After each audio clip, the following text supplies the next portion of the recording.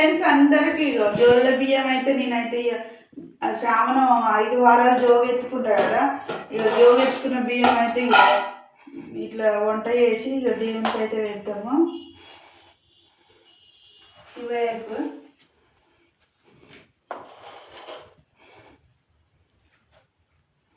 అరిటాకు వేసి పెడుతున్నా.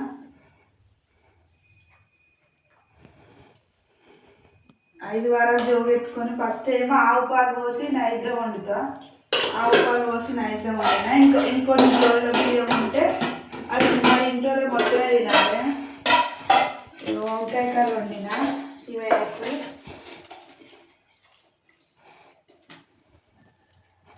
అరటాకులు వేసి పెడుతున్నా. మా ఇంట్లో అయితే అరటి చెట్టు ఉంది. ఇక అరటాకులు వడ్డిస్తున్నా. ఇక సేమే చేసిన.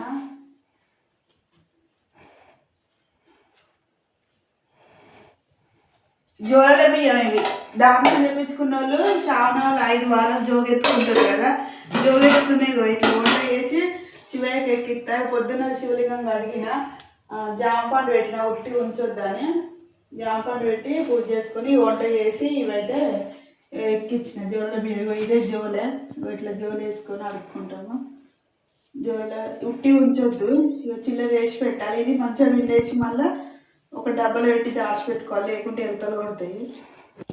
ఇట్లా అరటాకు అయితే వడ్డించిన, కొబ్బరికాయ కొట్టిన.